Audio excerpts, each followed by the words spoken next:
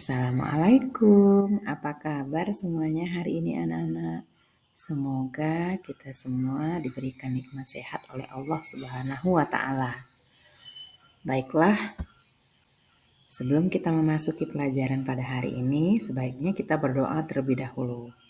Bismillahirrahmanirrahim. Raditu billahi robba, wabil islami dina, wabi muhammadin nabiyya wa rasulah. Rabbi zidni ilma warzuqni fahma. Nah, sekarang kita akan belajar pelajaran pendidikan agama Islam dan budi pekerti kelas 7. Bersama saya, Delva Arianti, SPDI. Hari ini kita akan belajar tentang materi bab 2, Al-Quran dan Hadis sebagai pedoman hidup. Submaterinya, yang pertama Al-Quran, Hadis dan kedudukan hadis terhadap Al-Quran. Yang kedua, hukum bacaan alif lam samsiah dan alif lam qamariyah. Apa tujuan kita untuk tujuan pembelajaran kita hari ini? Yang pertama, melalui pembelajaran tutor sebaya, peserta didik dapat membaca surah An-Nisa ayat 59 dan surah An-Nahl ayat 64 sesuai kaidah ilmu tajwid, khususnya hukum bacaan alif lam samsiah dan alif lam qamariyah. Yang kedua, melalui pembelajaran praktik, peserta didik dapat menghafal surah An-Nisa ayat 59 dan surah An-Nahl ayat 64 sesuai kaidah tajwid. Yang ketiga, melalui pembelajaran inquiry, peserta didik dapat menjelaskan kandungan surah An-Nisa ayat 59 dan surah An-Nahl ayat 64 tentang kedudukan hadis terhadap Al-Quran sehingga dapat menampilkan perilaku semangat dan mengamalkan Al-Quran dan hadis. Lalu yang terakhir yaitu melalui pembelajaran berbasis produk, peserta didik membuat karya berupa peta konsep, definisi hadis dan fungsinya atas Al-Quran dalam Simple Mind Light. Nah, sekarang kita masuk bahasan ya, Al-Quran dan Sunnah sebagai pedoman hidup. Al-Quran merupakan pedoman hidup umat Islam yang selalu digunakan hingga akhir zaman.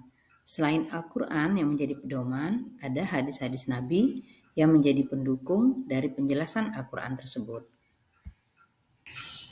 Surah An-Nisa ayat 59.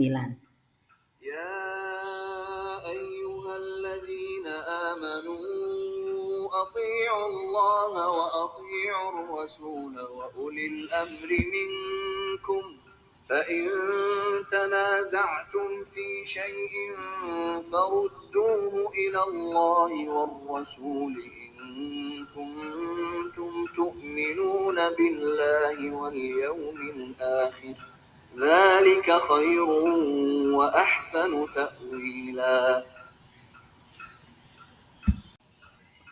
Kandungan dari surah An-Nisa ayat 59.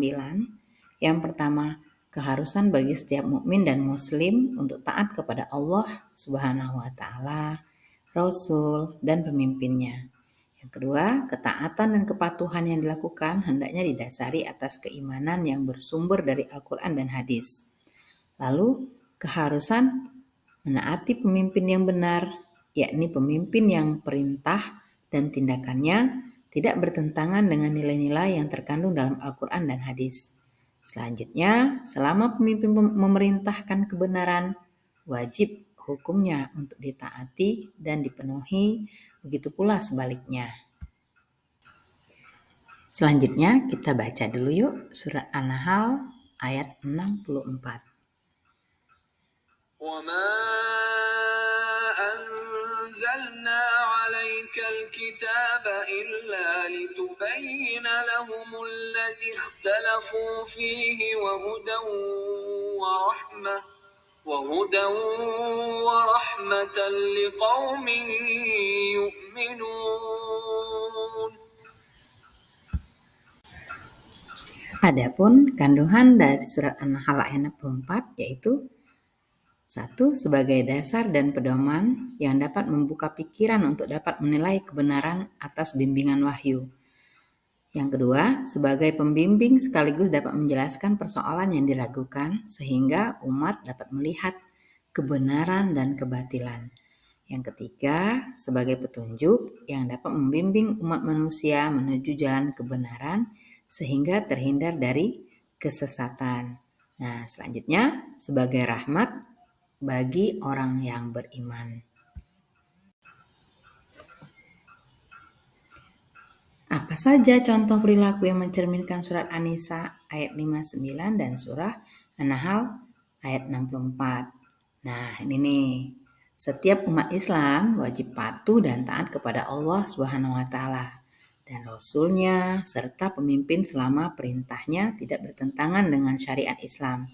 Lalu, selalu mengembalikan setiap permasalahan kepada Al-Quran dan hadis.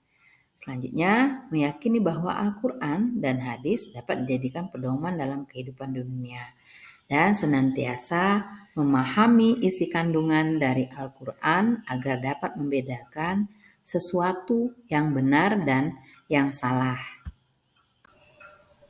Nah, sekarang kita akan bahas hukum bacaan alif lam samsiah dan alif lam komariah. Yang pertama alif lam samsiah. Apa alif lam samsiah itu? Yaitu alif lam yang dirangkai dengan kata benda isim yang diawali dengan salah satu dari huruf-huruf samsiah. Jumlahnya ada 14. Ada huruf to, sa, sod, ro, ta, do, zal, nun, dal, sin, zo, zai, shin, lam. Ini nih ciri-ciri alif lam samsiah. Yang pertama, huruf alif lam suatu ayat berharokat sukun atau mati. Terdapat tanda tasydid di atas huruf yang terletak setelah alif lam mati. Lalu cara membaca huruf alif lam tersebut dileburkan dengan huruf setelahnya, yaitu berarti idgham. Contoh alif lam samsiah. Yang pertama, alif lam diikuti dengan huruf ro. Maka dibaca Ar-Rahman. Yang kedua, alif lam diikuti dengan huruf sin. Lalu dibaca As-Sama'i. Selanjutnya, alif lam diikuti dengan huruf nun, maka dibaca An-Naim.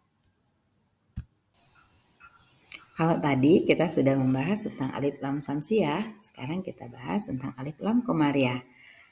Alif lam komariah adalah alif lam yang dirangkai dengan kata benda isim yang diawali dengan salah satu dari huruf-huruf komariah. Apa saja huruf-huruf komariah? Yaitu alif, ba, ghin, ha, jim, kaf, waw, kho, fa, ain, qaf, ya, mim, ha. Apa saja sih ciri-ciri huruf al-komariah itu? Yang pertama, huruf alif lam pada suatu ayat berharokat, yaitu sukun dalam kondisi mati. Lalu huruf setelah alif lam atau al tidak terdapat harokat tasdid. Yang ketiga, huruf alif lam akan dibaca dengan jelas atau izhar. Untuk contoh alif lam komariah, yang pertama, alif lam diikuti dengan huruf ha. Maka dibaca Alhamdulillah. Lalu alif lam diikuti dengan huruf mim. Maka dibaca Ghairil maghdubi alaihim. Sekarang kita bahas tentang hadis. Hadis secara bahasa berarti al-jadid, yang artinya adalah sesuatu yang baru. Menurut para ahli hadis, hadis merupakan segala perkataan atau sabda, perbuatan, hal ihwal, dan ketetapan lainnya yang disandarkan kepada Nabi Muhammad SAW. Jadi dari definisi tersebut dapat kita pahami bahwa hadis adalah segala perkataan dan perbuatan yang mencakup seluruh peristiwa, kejadian, dan masalah serta ketetapan lainnya yang disandarkan kepada Nabi Muhammad SAW. Apa saja bentuk hadis? Yang pertama, hadis qauli, hadis fi'li, dan hadis takriri. Itu hadis qauli, hadis yang berisi tentang segala perkataan Nabi Muhammad SAW berupa tuntunan dan petunjuk cara, peristiwa-peristiwa, dan kisah-kisah baik yang berkaitan dengan aspek akidah syariah maupun akhlak. Kalau hadis fi'li, yaitu hadis yang berisi tentang segala perbuatan Rasulullah SAW yang pada saat itu menjadi panutan para sahabat dan menjadi keharusan bagi semua umat Islam untuk mengikutinya. Nah, lalu hadis takriri adalah hadis yang berupa ketetapan Nabi Muhammad SAW terhadap apa yang datang atau yang dikemukakan oleh para sahabatnya dan selanjutnya beliau membiarkan atau mendiamkan perbuatan tersebut tanpa menyampaikan penegasan apakah beliau membenarkan atau menyalahkan. Kualitas hadis itu terbagi menjadi 3. Yang pertama hadis sahih, hadis hasan, hadis daif. Hadis sahih menurut bahasa berarti yang sehat, yang selamat, yang benar, yang sah, dan yang sempurna. Berarti hadis sahih adalah hadis yang sah, hadis yang sehat, atau hadis yang selamat. Sebagian ulama berpendapat bahwa hadis sahih adalah hadis yang disandarkan kepada Nabi Muhammad SAW. Sekarang yang kita bahas adalah hadis hasan. Hadis hasan merupakan hadis yang mirip dengan sahih, yaitu hadis yang diriwayatkan oleh perawi yang adil, namun kurang kuat hafalannya. Letak perbedaannya hanya pada tingkat hafalan pada periwayatnya. Yang ketiga, hadis daif. Hadis daif secara bahasa berarti hadis yang lemah, yang sakit, atau yang tidak kuat. Sedangkan pengertian secara istilah adalah hadis yang tidak memiliki satu syarat atau lebih dari syarat-syarat hadis sahih atau hadis hasan. Tadi kita bahas tentang kualitas hadis. Sekarang fungsi hadis. Fungsi hadis itu sendiri terbagi menjadi 4, yaitu bayan takrir, bayan tafsir, bayan tasyri', bayan tabdil. Kalau bayan takrir itu memperjelas isi Al-Quran. Hadis yang berfungsi menegaskan atau menguatkan terhadap apa yang telah ditetapkan dalam Al-Quran, sehingga maknanya lebih jelas dan tidak perlu dipertanyakan lagi. Kalau bayan tafsir, menafsirkan isi Al-Quran, hadis yang memberikan penafsiran terhadap ayat Al-Quran yang maknanya samar, merinci ayat yang maknanya masih bersifat umum. Lalu sekarang bayan tasyri', memberi kepastian hukum. Hadis yang berfungsi memberi kepastian hukum yang tidak dijelaskan dalam Al-Quran. Dan yang terakhir adalah bayan tabdil, membatalkan. Hadis yang berfungsi membatalkan ketentuan lama diganti dengan ketentuan baru karena lebih sesuai dengan keadaan. Bayan tabdil disebut juga bayan nasakh, yang artinya menghapus ketentuan lama diganti dengan ketentuan baru. Itulah yang dapat saya sampaikan, semoga bermanfaat. Saya akhiri, wabillahi taufiq wal hidayah. Wassalamualaikum warahmatullahi wabarakatuh.